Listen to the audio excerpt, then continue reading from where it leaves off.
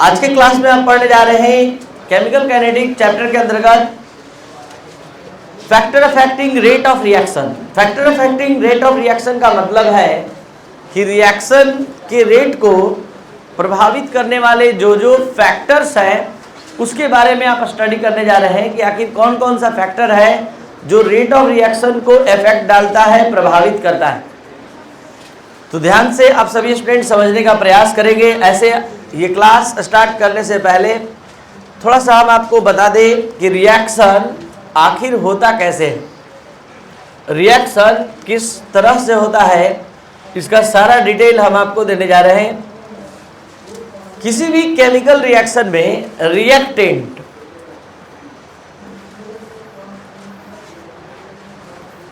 जब आपस में कोलाइड करते हैं रिएक्टेंट के मॉलिक्यूल्स, तो ये रिएक्टेंट के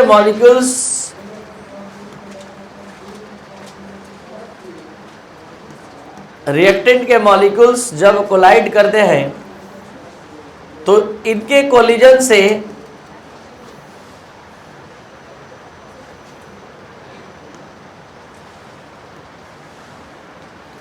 कोलिजन से ही प्रोडक्ट बनता है।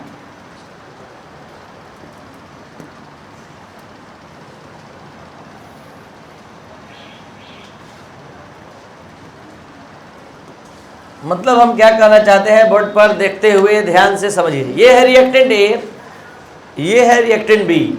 ये आपस में जब कोलाइड करता है, ठीक है, तो इसके कोलिजन से ही प्रोडक्ट का फॉर्मेशन होता है, इसके कोलिजन से ही, टक्कर से ही। तो किसी रिएक्शन के दौरान जितना ज़्यादा कोलिजन होता है रिएक्टेंट मॉलिक्यूल्स में, कहा जाता है कि रिएक्शन का स्पीड बढ़ रहा है, उतना ज़्यादा रिएक्टेंट जल्दी जल्दी प्रोडक्ट को बनाएगा। तो वास्तव में रिएक्शन जो है रिएक्टेंट के मॉलिक्यूल्स के बीच कोलिजन का परिणाम है। जितना ज़्यादा कोलिजन होगा उतना ज़्यादा रिएक्शन फास्ट समझा जाता है।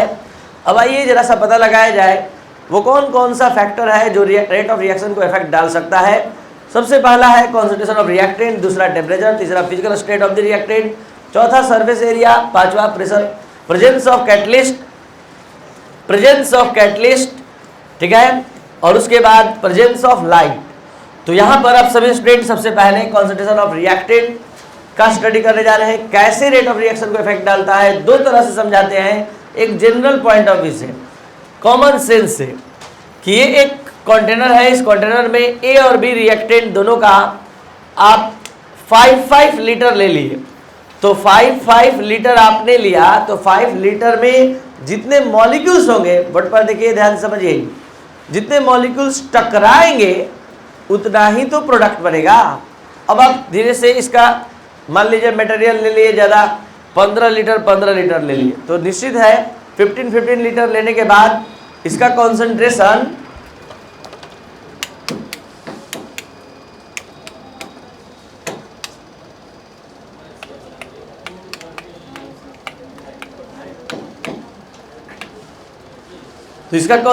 आप देख पा रहे हैं कि जब ज़्यादा 15 लीटर 15 लीटर ले लेंगे तो थोड़ा समझिए, ज़्यादा मॉलिक्यूल जब हो जाएगा एक सर्टेन वॉल्यूम में, तो ज़्यादा मॉलिक्यूल एक दूसरे से टकराएगा तो रेट ऑफ रिएक्शन अधिक हो जाएगा। तो ये हो गया कॉमन सेंस पर कि आप एक सर्टेन वॉल्यूम में मॉलिक्यूल की संख्या बढ़ाएंगे, ज़्यादा कॉन्सेंट्रेशन लेंगे, तो नंबर ऑफ मॉलिक्यूल ज़्यादा कोलिजन में पार्टिसिपेट करेंगे, ज़्यादा रिएक्शन से मतलब रिएक्टेंट से प्रोडक्ट बनेगा, स्पीड बढ़ जाएगा। दूसरा है मैथमेटिकल प्रूफ के साथ हम आपको समझाने जा रहे हैं, और वो है 11th क्लास का एक टॉपिक जिसका नाम है the law of mass action. The law of mass action क्या समझाता है, आज जरा बढ़िया से समझ लीजिए, क्योंकि ये रेट से रिलेटेड है। अभी तुरंत नेक्स्ट क्लास में आने जा रहा है रेट लॉ एक्सप्रेशन, वो भी रिएक्शन को, रेट को डिटरमाइन करता है, और ये भी, वो एक्सपेरिमेंटल है, ये थ्योरेटिकल है। ये पूरा मैथमेटिकल जो सामने आपका थ्योरेटिकल कैलकुलेशन बताएगा वही है। तो ये जल्दी समझ में आता है आप लोग को, क्योंकि देखिए इसमें रिएक्टेंट ए और बी आपस में रिएक्शन करके प्रोडक्ट का फॉर्मेशन कर रहे हैं। तो लॉ ऑफ मास एक्शन का स्टेटमेंट है, या इसका स्टेटमेंट सुनने से पहले एक बार फिर से सुन लीजिए कि किसी भी सब्सटेंस के एक्टिव मास को रिप्रेजेंट किया जाता है इस तरह से। एक्टिव मास का मतलब कॉन्सेंट्रेशन इन मोल पर लीटर। तो यहां पर स्टेटमेंट है लॉ ऑफ मास एक्शन का, rate of reaction is directly proportional to the product of the active mass of the reacting substance. यानी किसी भी रिएक्शन का जो रेट होता है वो कॉन्सेंट्रेशन, जो रिएक्टेंट के कॉन्सेंट्रेशन टर्म होते हैं उसके एक्टिव मास के प्रोडक्ट के डायरेक्टली प्रोपोर्शनल होता है। तो जब ऐसा लॉ है कि रेट दोनों के कॉन्सेंट्रेशन टर्म के डायरेक्टली प्रोपोर्शनल होगा, दोनों के प्रोडक्ट के डायरेक्टली प्रोपोर्शनल होगा, तो जरा सोचिए कि यहाँ एक बार आप 5 लिए, 5 मोल पर लीटर, 5 मोल पर लीटर, तो कितना आया 25 K।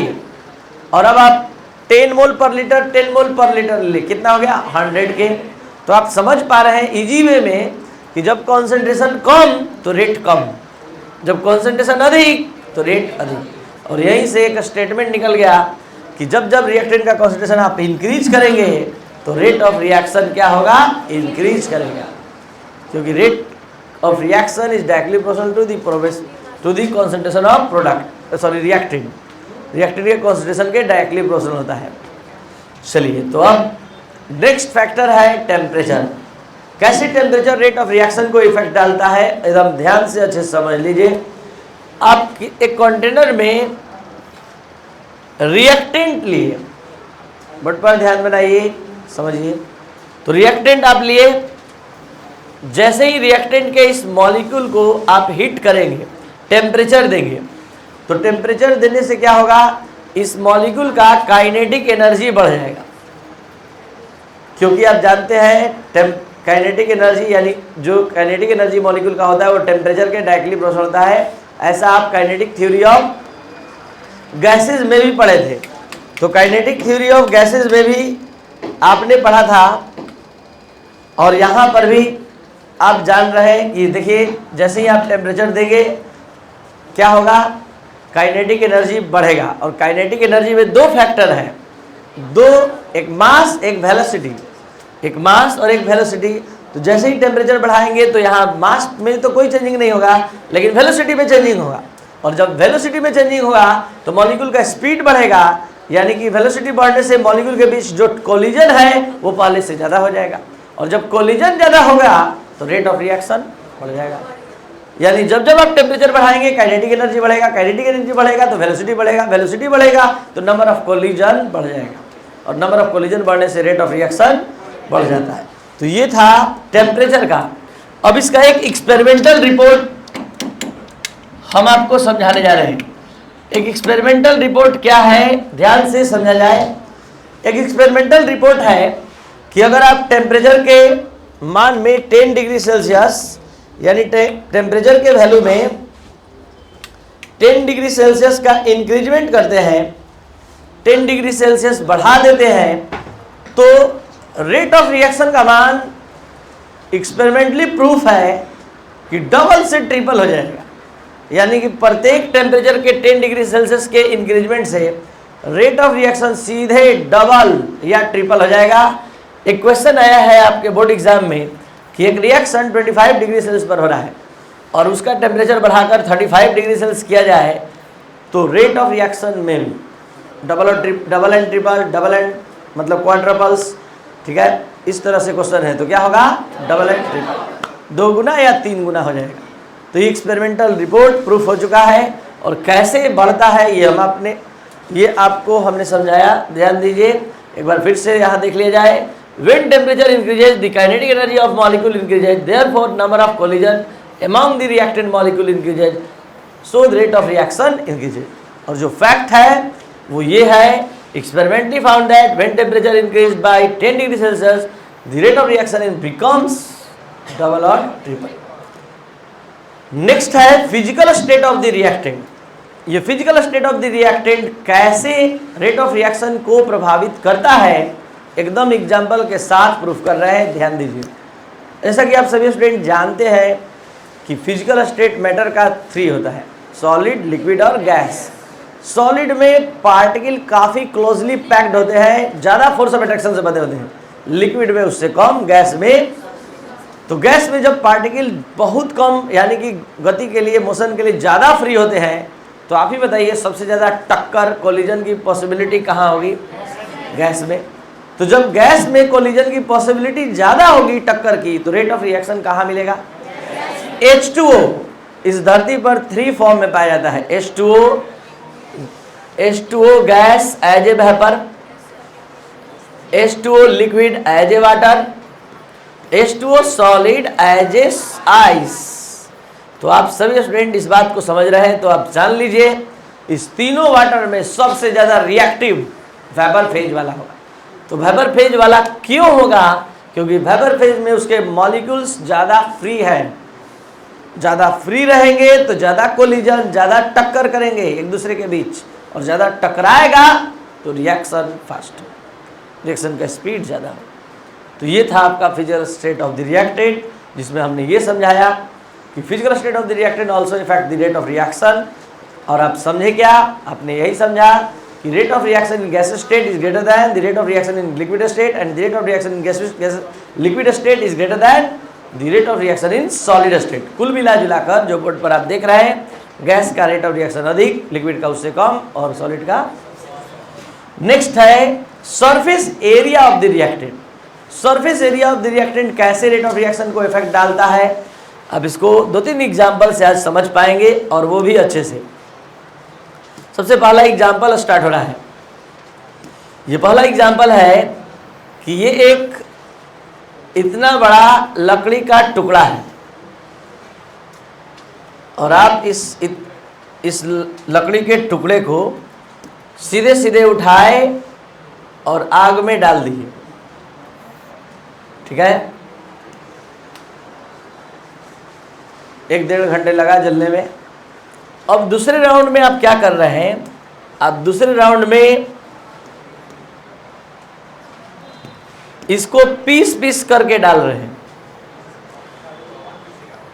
तोड़ कर, मतलब छोटा छोटा टुकड़ा करके, या उससे भी जल्दी आप समझ सकते हैं पीस करके डाल रहे हैं, खुरच कर डाल रहे हैं, पतला पतला पत्थर फॉयल बनाकर डाल रहे हैं। कौन तेजी से जलेगा? तो आप कर क्या रहे हैं जरा देख लीजिए, आप कर क्या रहे हैं। ये है आपका सपोज दैट लकड़ी का टुकड़ा। अभी आप जैसे ही आग में डालेंगे तो आग के कांटेक्ट में जो सामने वाला भाग है यही आएगा, यही कांटेक्ट में आएगा। ये सब जैसे ही आप एक पीस काटेंगे तो देखिए आपने क्या किया, जैसे ही आपने पीस काटा तो अब इंटरनल पार्ट भी सामने आएगा आग के। तो आपने क्या किया? सरफेस एरिया बढ़ा दिया, कि पहले केवल इतना ही कांटेक्ट में आ रहा था, अब ये भी कांटेक्ट में आने लगा। या इतना बड़ा मान लीजिए आप फिटकरी पोटासियम का आपने टुकड़ा लिया, पानी में डाल दिया, और फिर पीस करके पानी में डाल दिया। कौन जल्दी घुलेगा? क्यों? क्योंकि आपने किया क्या? जितना पीस किया, जितना बारीक आपने किया, जितना छोटा छोटा टुकड़ा किया, उतना सरफेस एरिया बढ़ा दिया। और सरफेस एरिया के साथ कॉन्सेप्ट है greater the surface area faster is the rate of reaction. कोई भी पदार्थ का पाउडर फॉर्म ज़्यादा रिएक्टिव होता है, ज़्यादा अभिक्रियाशील, मतलब रिएक्टिव होता है, रिएक्टिव फॉर्म होता है। तो ये था आपका surface area of the reactant. Next, presence of catalyst. पढ़ने से पहले आपको जानना होगा what is catalyst. The chemical substance which increases और decreases the rate of reaction is called catalyst. यानी वह केमिकल सब्सटेंस जो इंक्रीज और डिक्रीज कर देता है रेट ऑफ रिएक्शन को कैटलिस्ट कहलाता है। लेकिन खुद रिएक्शन के लास्ट तक मास और कंपोजिशन किसी भी पॉइंट ऑफ व्यू से चेंज नहीं होता है। जैसे ये रिएक्शन बोर्ड पर आप देख रहे हैं, विदाउट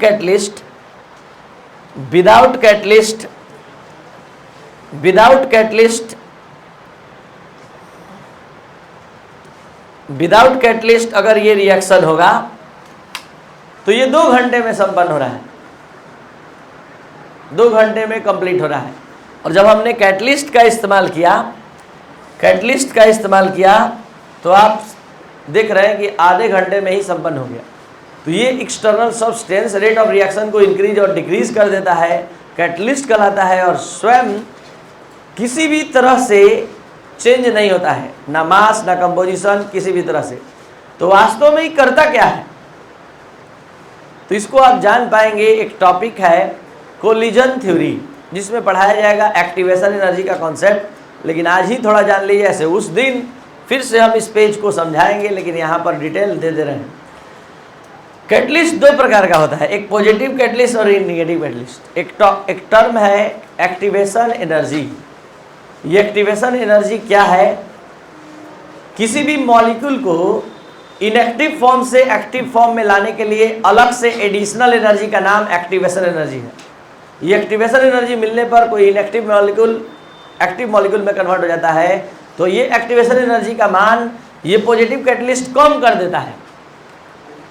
तो वो कैटलिस्ट जो रेट ऑफ रिएक्शन को बढ़ा देता है पॉजिटिव कैटलिस्ट कहलाता है, और वो कैटलिस्ट जो एक्टिवेशन एनर्जी के मान को कम करके रेट ऑफ रिएक्शन को बढ़ाने में साथ देता है उसको पॉजिटिव कैटलिस्ट कहते हैं।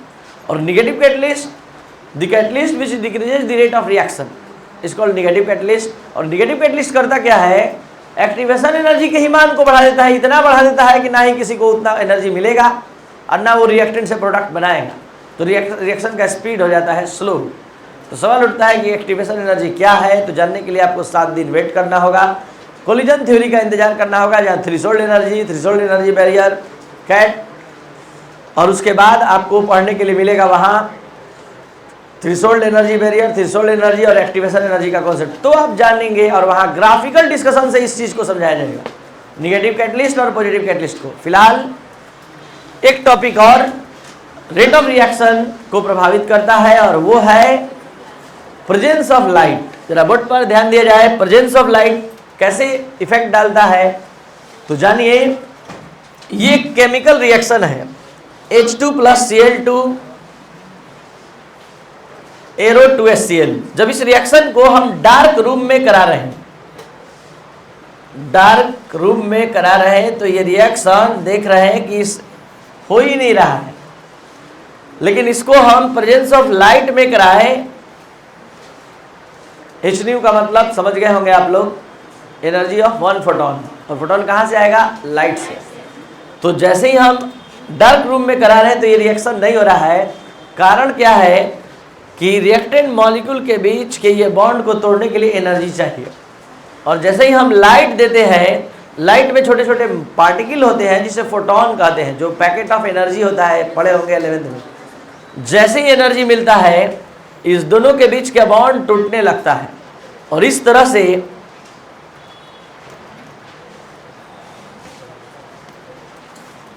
ये बॉन्ड के डिसोसिएशन को हम दिखा रहे हैं। ये बॉन्ड इस दोनों के बीच इस तरह से टूटते हुए दिखाई देता है, और इस तरह से बनते हुए दिखाई देता है नया बॉन्ड। थोड़ा सा हम गलत यहाँ मिस्टेक लिख दिए हैं।